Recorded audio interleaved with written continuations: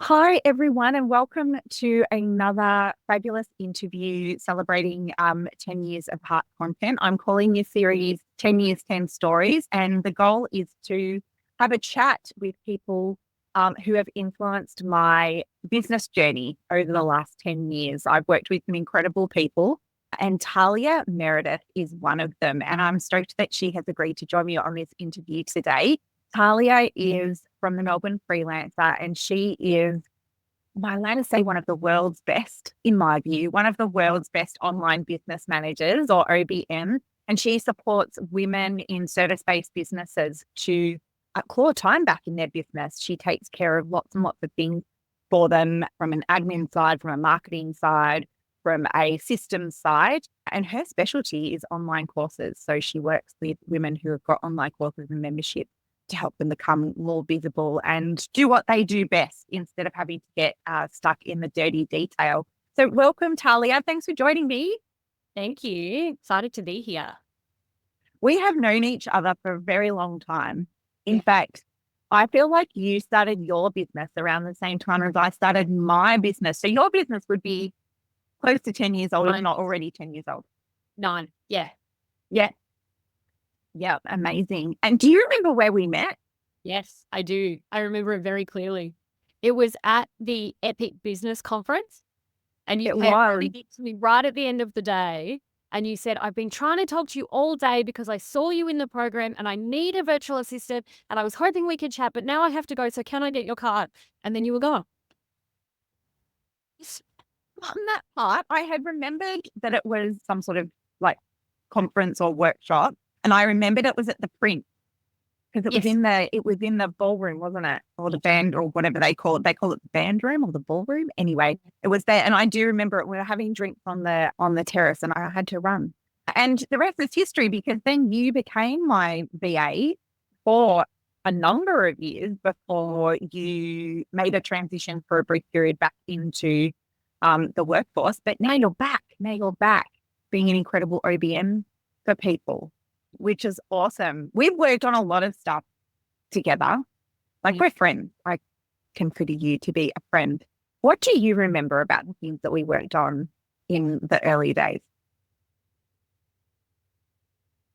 I don't so much remember specifics, but I remember that we would have our days of yay, where we would spend a whole day together and map out a project and talk through, why we were doing what we were doing and what the goal was and how we wanted to get there, and then get started digging in and doing the things. Yes. Oh my goodness. I loved those Bounce ideas and figure stuff out and all of that. because being a creative person, so I'm very good at strategy in other people's businesses. I can organize my thoughts. I can come at things from an objective place. When it comes to my own stuff, having that other, like having somebody that can do that for me and help me organize my thoughts. And I can just go and have somebody come out at the end and go, there is a plan based on what everything you said today is amazing for me. And I still do those. I should have kept calling them days of yay. I feel like that makes them sound like so much more fun. Now I call them strategy days. Boring. But I still do those and I do them with more frequent, they're like dedication and commit. Because they used to be quite random, our days of yay, didn't they? They used to be, oh, we've got something coming up, let's have a day of yay so that we can sort of plan it out. Whereas now I do that quarterly. So every quarter we turn up with my new VA, Chloe, and we do those days and plan everything out and strategize together. And they're awesome because they help me map out my whole year now.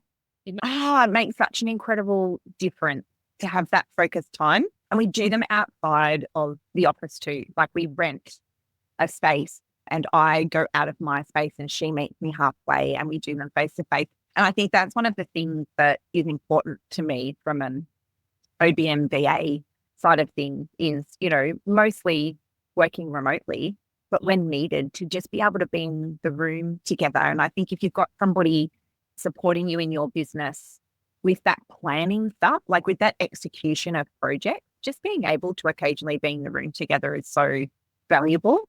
Yeah. And it's because when you're bouncing stuff around that you really sort of flesh out ideas or spot the gaps, or, you can really make it into a beautiful live thing that exactly what you're trying to create or achieve. Yeah, absolutely. And I think we also did I remember you supporting me on a video day. So, and this Was fun. So yeah, this was back in the first inception when the brand story strategy workshop was an idea that I'd had. And I was pregnant with my second baby. So I was pregnant with Harriet.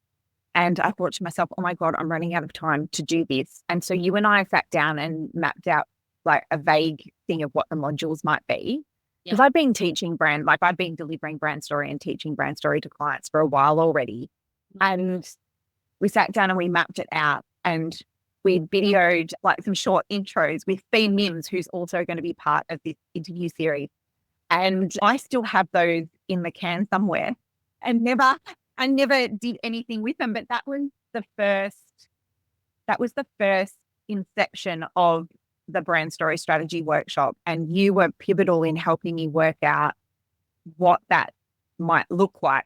And it's funny, I was talking to someone recently. And the Post-its and Indeed, about what the videos needed to be and what the work needed to be and how it was all going to roll out. And it's gone through a couple of evolutions since then. And what's been interesting is that doing that process with you and even recording the video helped me refine what the workshop needed to be. And because it evolved from a masterclass into a workshop. I'm like, I feel like the word masterclass doesn't encapsulate enough of what I'm teaching here. And I'm actually asking people to do. I'm asking people to, actually do the work. So workshop feels like a better word. But doing that work initially with you really helped me work out how to refine the workshop into what it is and what it has become. Because originally, the order I described the pillars of brand story strategy in are vision, mission, values, differentiators, tribe, and personality. And so those are the 6 pillars. But as I went back to all that original material that we wrote and thought about what the workshop needed to be, I realized that actually I couldn't deliver the workshop in that order, that I needed to flip some of the steps around. Yeah. And it was only by having that sort of, it's almost like a false start. It was a false start. It was full of intention to get it done. But then, I went from having 1 baby to 2 babies, and life got weird and crazy, and then COVID happened. Oh, yeah. Yeah, exactly. So doing that early work with you really helped me, nut out that flow. And now what I have is a workshop where I moved a couple of things around. And now when people are working through the process, I've actually made, the end parts heaps easier by moving the tribe module towards the front. And I wouldn't have had that revelation, I don't think, had I not done that early work with you. Yeah. Because it had been an idea for ages, and now it's real. It's real. So thank you for your contribution to that. And I remember too, we got lots of the content for those short snippet intro videos that we did from a massive podcast that I recorded with someone where I talked for 90 minutes about brand story strategy, and we transcribed it. Do you remember that? It was a massive transcript. We did transcribe a lot of interviews and stuff that you had done. Yeah. Yeah. And I leveraged a lot of that stuff into future work that I did. So, that was amazing. I do remember the days of Yay with fondness. Yeah. What do you think your favorite thing was about working with me? Because I know I'm a bit of a crazy creative when I'm working with VAs.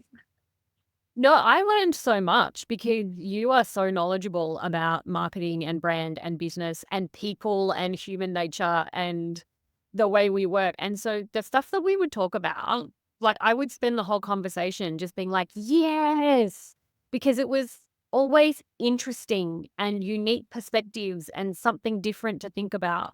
So it was kind of what was happening around the work that I remember really well. Yeah. I do remember having great conversations. And I think that's the other thing about having somebody in your corner who you can strategize with was that I was able to talk through thoughts or ideas or plans and manage to navigate myself through some of the challenges just by having someone to talk to about it. Yes. And I think that's just so important in everybody's business. Like having, so now I've got that, I still have a VA and I also have that in my goals group. But just having that network and reflecting over the last 10 years of my business and thinking about, what are the things that have, got me to this point? Because there's not that many businesses that last 10 years. And so kudos to you too, because, you've had your business for a long time as well. And it's about resilience. And I think resilience can come from a lot from others, about knowing that other people are going through similar challenges and kind of normalizing some of the challenges of business rather than feeling like, oh my God, this is only happening to me. I'm doing something wrong. Yeah. Yeah. It's so true. Just in both regards, like being able to bounce ideas around with someone who gets it, because we've all got loved ones, family members that want to be supportive, but there's times where you're like trying to figure something out and you're talking it through. And I'm often, well, not so much often anymore, but I catch myself being like, well, but you just don't get it. And so not help properly. And so there's that part of it. And then, yes, you're right, to normalize the struggle and the hard bits and the needing to bounce back and understanding that people have done it before you and they got through it. So you can keep going and it'll be okay. Yeah, absolutely. And I do think like resilience is directly tied to longevity. In another one of these conversations that I had, we were talking about the fact that one of a business owner's best skills is being able to problem solve. And sometimes we're solving little problems and sometimes we have to solve much bigger problems. And reflecting back on the last 10 years, it is, it's about resilience. It's about being able to problem solve. It's about being able to find a new way forward when the old way is not working and, being able to pivot things. Well, how has your business changed in the last 10 years? Like thinking back to when you started and where you are now, what do you think has changed in your business? Yeah, I've changed. Yeah. When I first started, there's a book called The E-Myth Revisited. Yes. And it talks about the 3 types of people that you need in your business. So there's the technician who just gets in and does the things, the manager who is a manager, and then the CEO, I guess. I don't remember exactly, but that's kind of what it's talking about. And for a really long time, I was the technician. Yeah. And that's all I wanted to do. So I sort of relied on my clients to be like pseudo employers. And that's not really that's not an effective way to run a business, I think. And so probably the last 3 years or so, I've really thought about it differently and approached it differently. And I'm much more trying to embrace like the CEO and, I'm driving this ship. I'm not waiting for people to drive it for me, kind of. Yes. Yeah. Did that part of it and backing myself. Yes. In that I've made it this far and I've figured it out. I've solved the problems.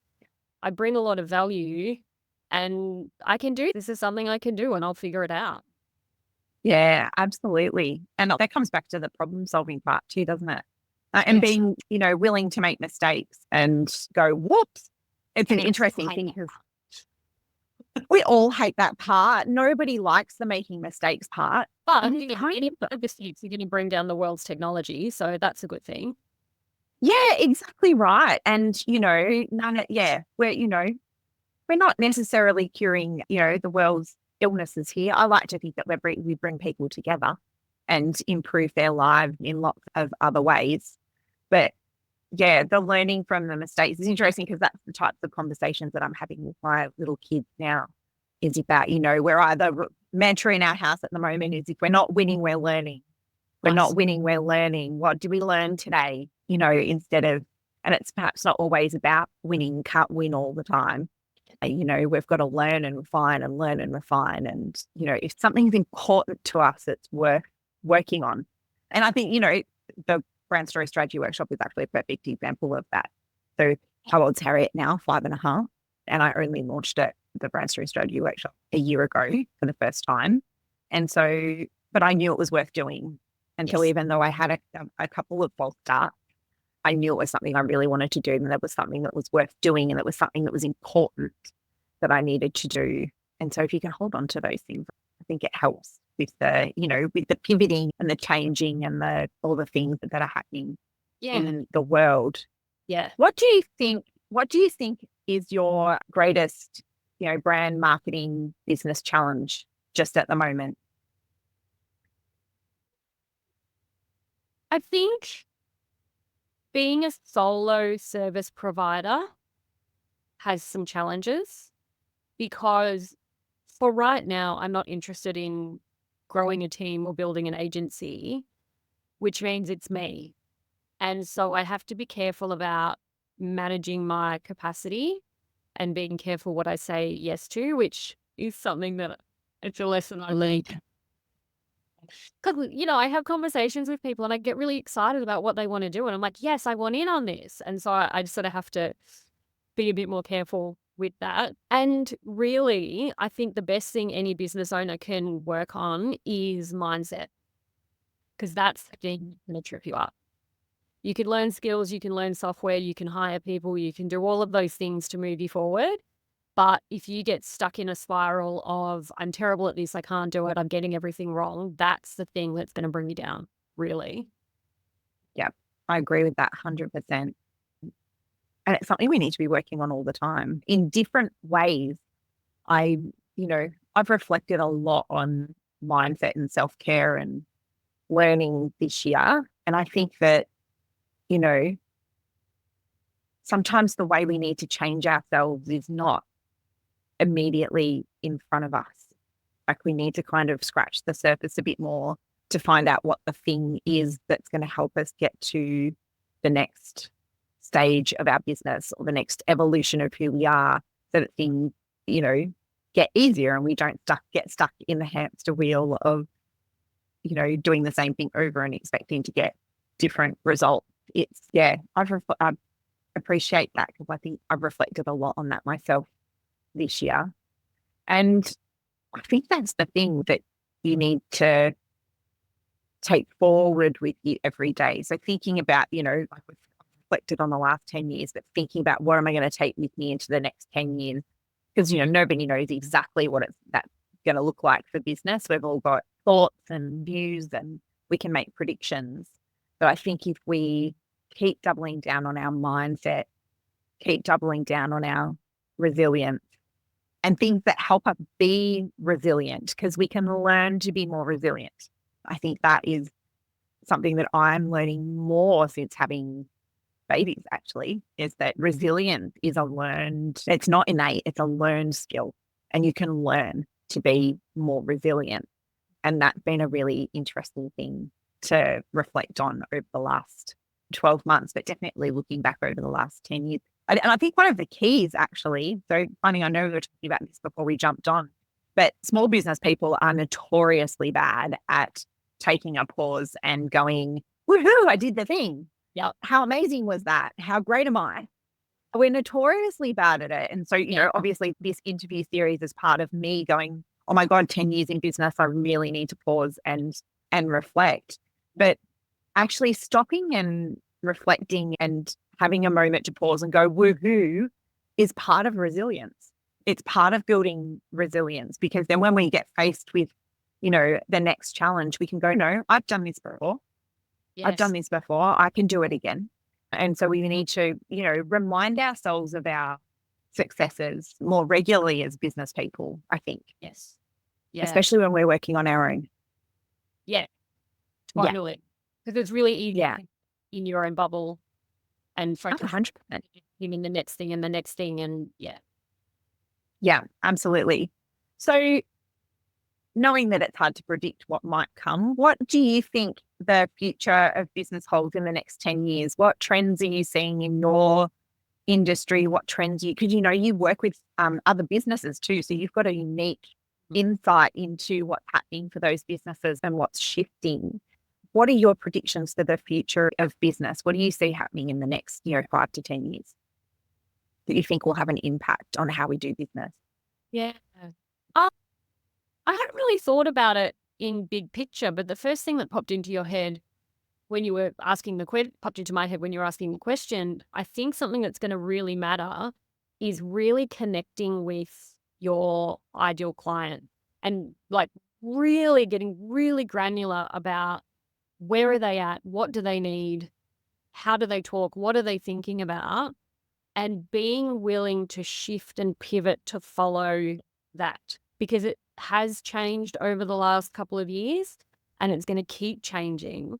And what I'm seeing is, like, I have a couple of clients and we've been working really hard on that messaging, and they haven't been afraid to sort of shift their offer just a little bit to follow that group where they're headed. And so they're able to be brought along with their clients who still want to engage with them, versus if they'd stuck with that, the messaging they had 2 years ago. Yes. And then everyone's going to get left behind. Yeah. I'm loving this because I'm starting to see, so this is a question I'm asking everybody that I'm having a chat with, and I'm starting to see a very clear pattern emerging. And of course that connection, as you know, I've always been about connection. So I'm loving hearing people speak more about the connection piece.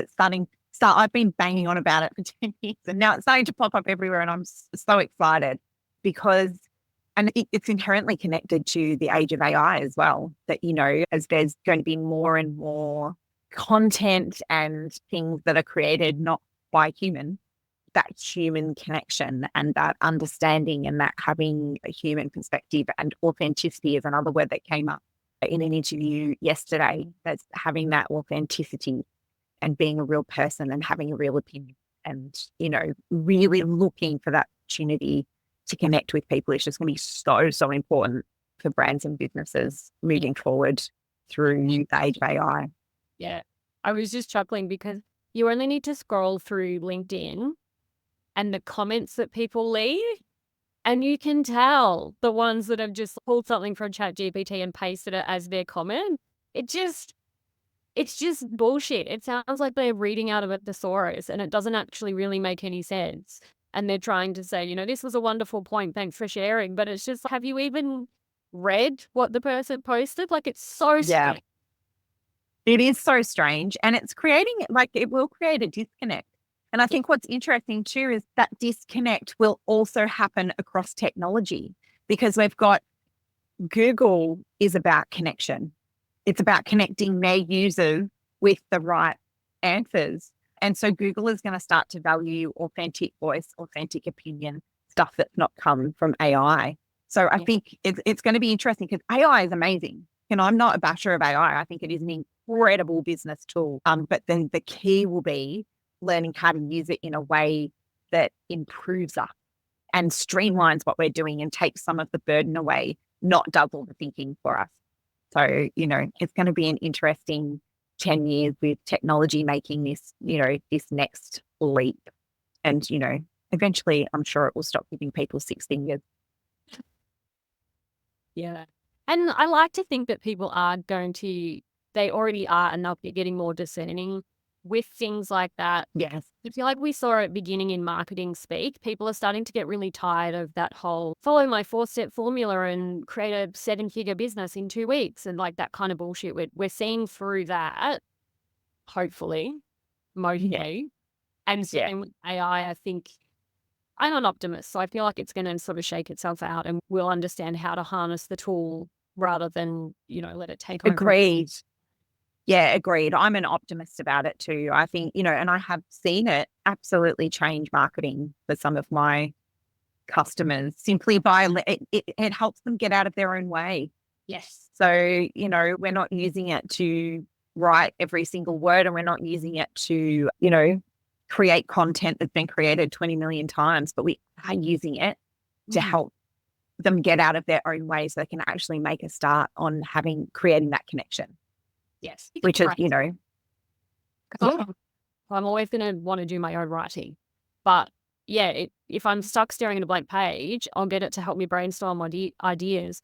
Or once I've got my ideas on the page, make sure there's no gaps and I haven't missed something important. Those kinds of 100%. It is streamlining research for writers.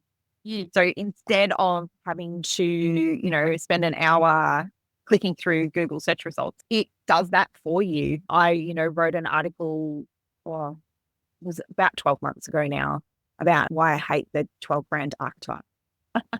I just think they're lazy brand strategy because they're not really about getting to the heart or the uniqueness of a brand. They're just, slapping some descriptive words on and then expecting people to connect with them. And they, it just doesn't work. It's lazy. But to research that article, I just, used my pal ChatGPT to tell me what other content was out there. Yeah, about the 12 brand archetype and the reasons that people were saying that a small business should use it. And then I used that to write my article saying you shouldn't use it for this because you shouldn't use it to do this because you shouldn't. Yeah. So, it's an amazing research tool. And it otherwise would have taken me ages to sift through and find all that information. And yeah, so it's changing what we're doing. And I agree. I think it'll all shake out.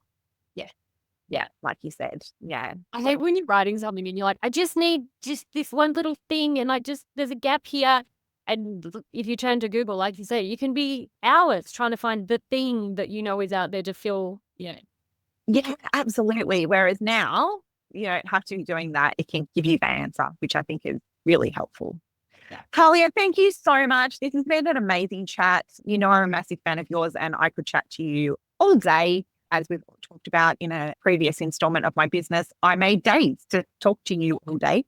So I just thank you so much for coming to have a chat with me and sharing your insights. And I wish you a really great rest of the year in your business. And I'll see you soon for your 10th business birthday. I was going to say, see you again on your 20th. Amazing. I certainly hope so. I hope I'm still kicking around here in another 10 years. That would be amazing. Thank you so much, Tahlia. I will chat to you soon. Thank you.